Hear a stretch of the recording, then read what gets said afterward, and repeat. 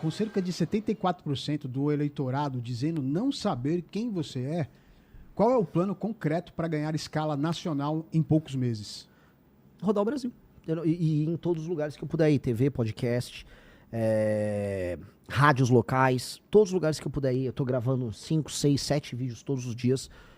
O que eu não vou fazer, vou começar, eu não vou vender a mãe pra ficar mais conhecido. Então eu não vou fazer coisas de Pablo Marçal, não vou gravar vídeos idiotas. Eu sou presidente de um partido que vai mudar o Brasil. Então eu não vou vender o almoço pra pagar a janta. Eu não vou vender não vou vender a janta pra pagar o almoço, na verdade. Eu não vou vender o futuro, a credibilidade futura nossa, fazendo coisas bizarras, que eu poderia fazer. Ficar gravando vídeos esdrúxulos e tal. Não, eu vou rodar como presidenciável, levando a sério todos os eleitores ao redor do Brasil. E, com base nisso, eu vou me tornar competitivo, e estou me tornando, porque sendo mais desconhecido, eu estou em terceiro, na principal pesquisa que é a Atlas, sendo o mais desconhecido. Vamos colocar a pesquisa aí, ele já aproveita e comenta a pesquisa, mas continua. E aí, com base nisso, ou seja, quando as pessoas me conhecem, elas tendem a me apoiar mais do que os demais. Aí eu subi. Se eu chegar nos 10%, e aí eu peço pra todo mundo, me divulgue muito, não é pedido de voto, é de divulgação, me divulgue muito, eu chegarei lá. Se eu chegar a 10%, ali a julho, são os 2 dígitos mágicos pro eleitor. Lula ou Flávio vão derreter. Eu vejo isso quando eu vou a Santa Catarina e vejo que o eleitor do Flávio não tá animado com o Flávio, e quando eu vou pro Maranhão, Rio Grande do Norte, o Ceará, eu vejo que o eleitor do Lula não tá animado com o Lula. O mundo do Flávio, do Lula, acabou. Os caras têm a cabeça, né, do pai do Flávio Jair, ou Lula, lá da Guerra Fria. É um mundo offline, cara. O mundo Lula é um mundo muito antigo. Esse mundo acabou. As pessoas precisam de soluções para os problemas que a geração deles não resolveu. Então você percebe que não tem mais energia. No Maranhão eu andava lá, o Maranhão acho que é junto com a Bahia, um dos estados que o Lula mais foi votado. Ninguém me parou, aqui é Lula. Ninguém tem coragem de falar que é Lula. A vida do pessoal tá uma desgraça no Maranhão, e chegou uma coisa que eles não estavam tão acostumados, que é o crime no interior. No Ceará, por exemplo, chegou o crime no interior. Não dá pro cara falar, aqui o Lula é um grande painho, tá, me roubaram meu celular e o PT não tá querendo fazer nada. Difícil, né? Dureza. Vamos lá. Essa pesquisa é de abril de 2026, Atlas Intel.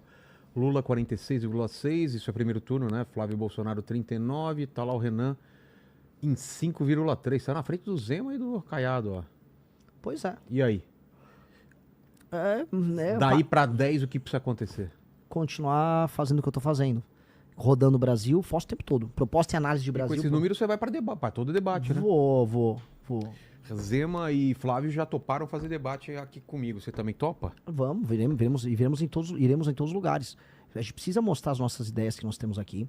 E acho que o espaço da internet é sensacional para isso. Hoje em dia é o que faz a diferença. Essa é outra pesquisa? Quest, você tá com... Quest eu não levo a sério. A que você tá mal, você não leva a sério. Não, a que você tá bem, você leva a sério. Não, vamos lá. Falou assim, é legal. Não. Uma menina que fala mal de mim, eu não levo a sério. Não, você fala... vamos mudar. Datafolha, eu dou pior do que na Quest ou igual e eu levo a sério. Tem do Datafolha aí? Tem. Não é isso. Mas qual é o problema da Quest? Em outras? A Quest é o problema do envolvimento das lideranças dos institutos. Enfim, não vou ficar sendo polêmico hoje, tá? Mas assim... No momento certo eu vou comentar sobre os institutos, que agora eu sou pré-candidato, e aí a gente descobre, foi o Bismarck que falou, se as pessoas soubessem como as leis e as salsichas são feitas, ficariam horrorizadas. Eu pergunto, se as pessoas soubessem como as pesquisas também são feitas, confie em muita institutos... gente me falou isso já e... Vou te falar, confie em institutos que são internacionais, porque o cara não vai destruir a credibilidade dele nos Estados Unidos, roubando ou fazendo número em pesquisa no Brasil. E tem um instituto aqui que é internacional, dentre todos esses. Qual só um. É o Atlas. Que acertou Hungria, acertou Chile, acertou Argentina. Na Hungria, eles acertaram no detalhe. No detalhe. Todo mundo estava errando quem ia vencer na Hungria. Eles acertaram no detalhe. A Atlas, eu considero, já de muito tempo, eu já venho falando que a Atlas é um instituto mais sério, desde a de 2021, quando eles começaram a fazer sondagens sobre popularidade do governo Bolsonaro. Então, tem vídeos meus, é só procurar, tá lá. Eu falo muito bem da Atlas. Considero o método deles mais interessante, uma questão de método. Porque ao fazer as sondagens online, eles encontram um eleitorado que já está, em certa medida, mais firme na sua tomada de posição. Enquanto outros institutos que fazem pesquisas em rua ou telefônicas, especialmente as telefônicas em casa, eles vão pegar um eleitor que só tem recall.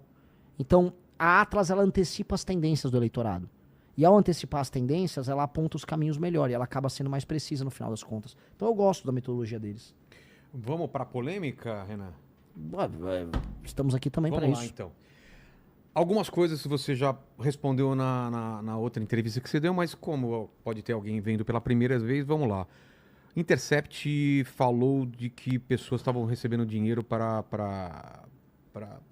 quando vocês saíram pegando para fazer o partido, né?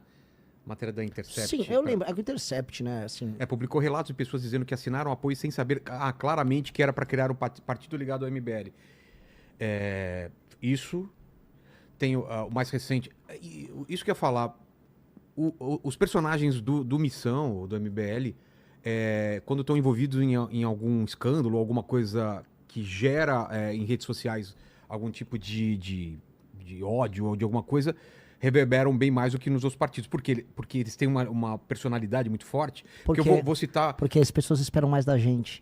Pode ser. Então qualquer coisa que no PL ou no PT ninguém liga, conosco, tipo, olha só, porque se espera mais da gente, se cobra mais da gente. E é pra esperar mais e cobrar mais, porque nós somos melhores. Então cobra mesmo. Os mais famosos, né, do Arthur, né, em que tem alguma coisa que fala que você fazia Tour de Blondes, falar sobre isso, já falou também, mas falar sobre isso.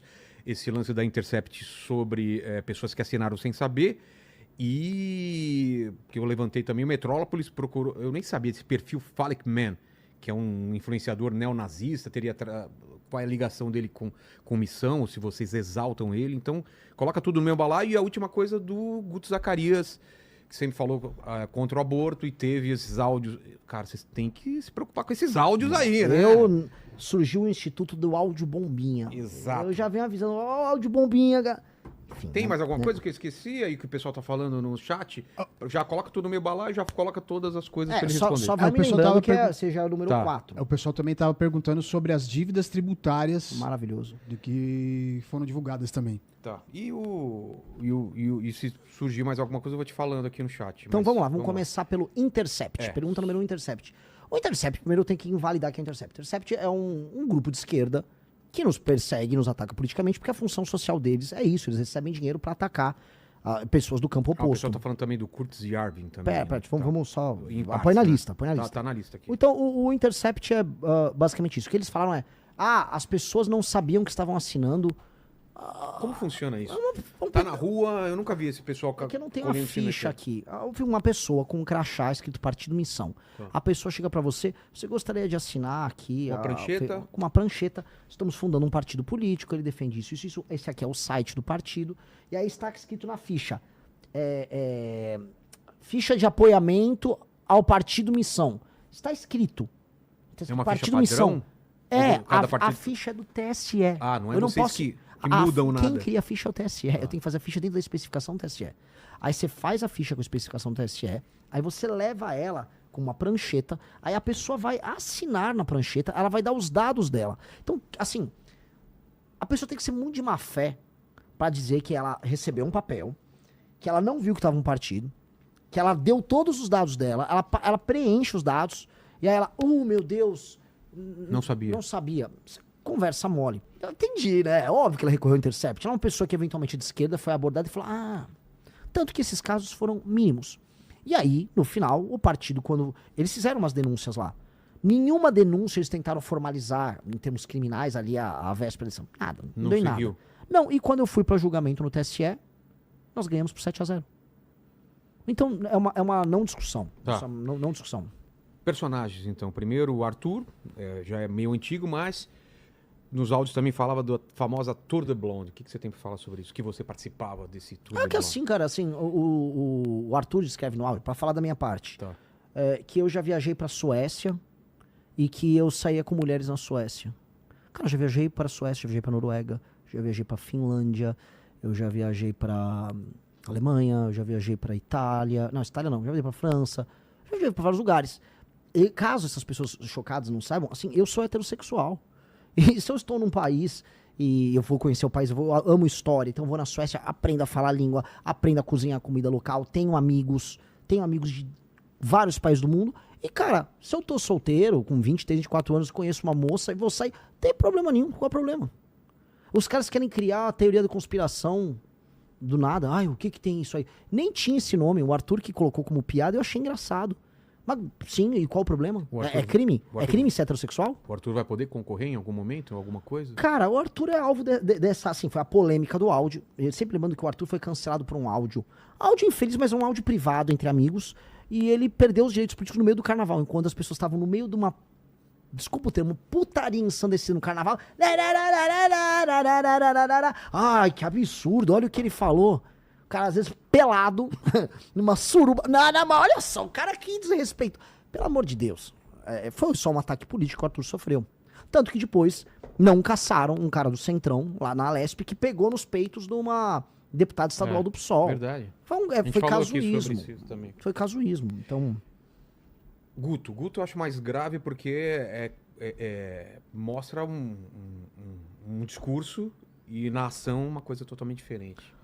Quer dar o contexto? Foi muito triste o que aconteceu ali no caso do Guto. O Guto teve um relacionamento fora do namoro dele. Quanto tempo? Com uma moça. Isso acho que foi 2024. Tá. E esse relacionamento, ele teve lá com uma moça. O relacionamento não foi pra frente, não tendo muito contexto, porque eu não entro muito na vida pessoal deles. Mas não deu certo, a moça ficou grávida. E aí eles ficaram discutindo, debatendo. A moça fez um BO, aparentemente, porque pra mim essa é a parte mais grave. Porque o Guto não ficou próximo dela no acompanhamento da gravidez. O Guto talvez não achava que o filho era dela. E ela fez um BO contra ele. Era dele. Não, você falou era dela. Que o filho era dele, no caso. Podia ser filho de outro cara. Enfim, ficaram tendo aquelas discussões. Não vou entrar no mérito, no detalhe das discussões, porque se ela fez o BO, ela vai colocar os elementos probatórios dela no BO. Ele não colocou os dele, ali era um BO unilateral, é uma peça dela. E aí, nessa peça dela, ela o acusa, tem áudios do Guto muito ruins. Só que no fim do dia, eles se resolveram naquele caos deles. Ela o perdoou, e ele é um pai presente hoje com a filha dele. Ela hoje faz a defesa pública, e esse caso, que é um caso privado, que é um caso que está em segredo de justiça, foi tornado público para atacar o Guto. Aí a menina fica exposta, a criança fica exposta, e o Guto é alvo desse ataque. Eu acho que a postura do Guto foi correta nisso? Não.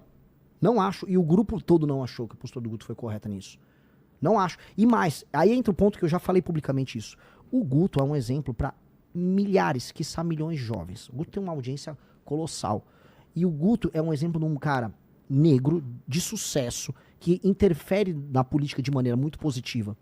Então, quando a gente fala, em um dos temas que eu coloco sobre segurança pública, é o papel do pai presente. Tem uma pesquisa da FGV de 2007 que mostra que uma das maiores correlações do jovem que comete crime é o jovem que não teve o pai presente na infância. Que não deu o exemplo, que não deu a norma, que não falou, se fizer isso, vai apanhar. O pai ou alguma figura masculina presente? A figura masculina, mas em geral o pai. Tá. Né? A figura masculina presente, ela diminui bastante isso. Mas o pai é o pai. Né?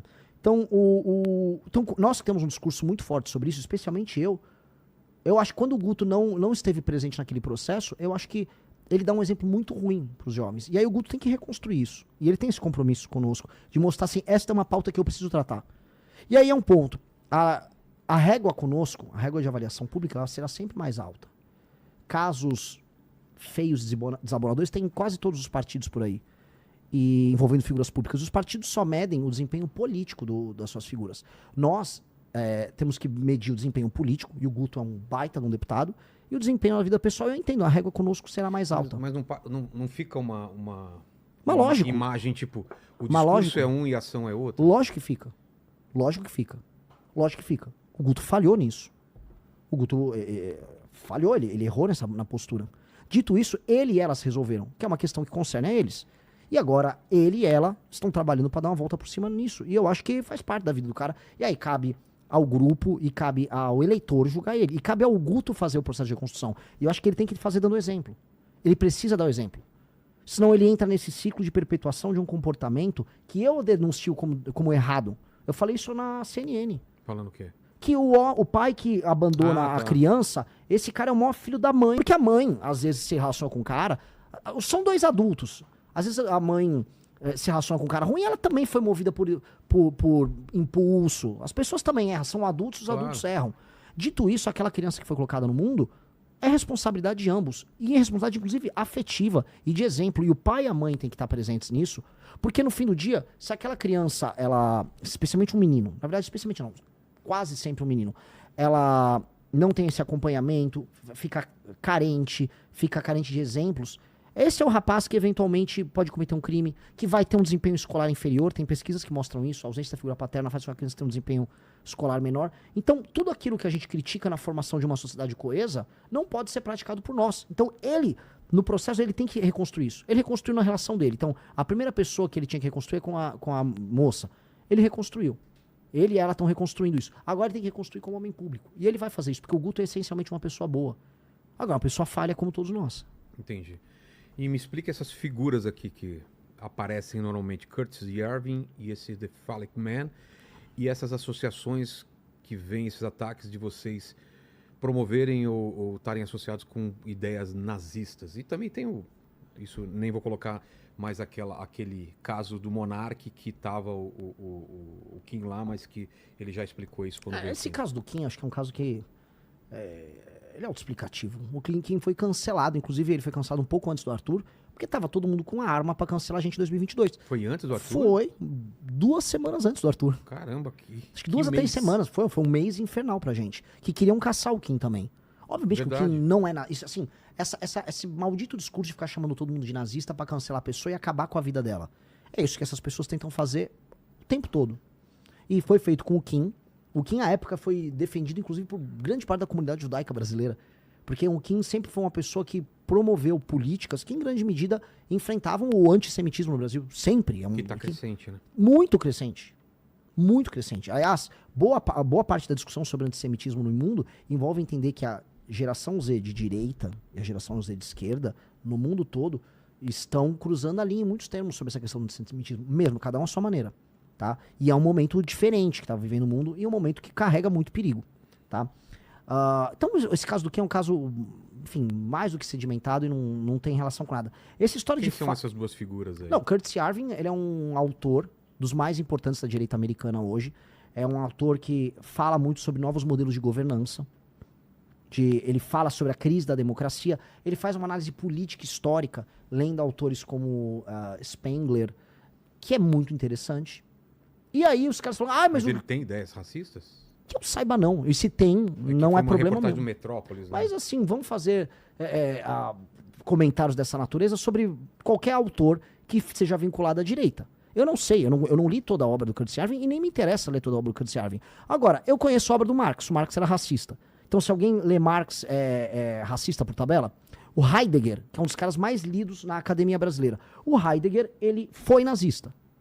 Então, tá proibido ler o Heidegger? Todo mundo na academia lê o Heidegger. Vamos botar o Foucault. Foucault foi, né, ele flertou com a Revolução Iraniana. Tá proibido ler o Foucault? E esse The Phallic Man, quem que é? Está nessa matéria, da matéria do Metrópolis. É um cara que escreveu um artigo em inglês falando bem, com uma leitura boa do nosso partido. Ah, tá. Aí ele escreveu, eu não sei quem o cara é. Ah, não, porque o Phallic Man escreveu, aí ele tá um tweet, pô, o que você quer que eu faça? Eu não conheço. Se ele escreveu o artigo, ele acertou no que ele estava falando, mandou bem, eu achei que ele mandou muito bem, o artigo estava bem feito, fez uma leitura bem feita sobre o partido que a gente montou. Agora, se ele tuitou isso ou aquilo, isso é ridículo. É igual assim, uma vez pegaram um comentário ruim, um comentário racista do William Vac. Aí se o William Vac soltar um editorial no programa dele, eu não posso divulgar o William Vac? É que eles não vão falar isso porque o William Vac é jornalista no Brasil. Só que esse jornalista, que é o cara do Metrópolis, Boris, né? o Boris Casoy, o Demetrio Vettioli, ele é um esquerdista. E aí ele queria, na matéria toda, e graças a Deus eu filmei a ligação, ele queria falar que eu era nazista. Ah, você tava num grupo que não sei o quê. Não, você tava no... Não, porque você... Sério, ele queria falar que eu disse que uma pessoa que tinha, vamos dizer, fibra muscular boa pra tração na academia, né? Mas chama RR. Que esse RR era um código de nazismo. O cara é completamente lunático. Tentou caçar alguma ligação. Então, assim, o que eu falei pra ele, que é o que eu falo pras pessoas, e o Curtis Yarvin? Cara, eu vou ler autores podem ter coisas muito interessantes. Se eu ler Marx, tem coisa interessante em Marx. Engels tem coisa interessante. E, cara, você vai ter declarações sobre temas raciais envolvendo Marx. Entendi. E eu vou deixar. E o Marx perdeu a importância dele. As pessoas que me criticam, elas são, em geral, herdeiras da tradição marxista. Eu vou queimar livros. Então essa conversa não cola. Não cola de maneira alguma. Vou convidar autores, vamos chamar para debates, vamos ouvir o que essas pessoas têm a dizer. Agora, se é uma ideia que não tem nada a ver com a gente, eu não vou promover.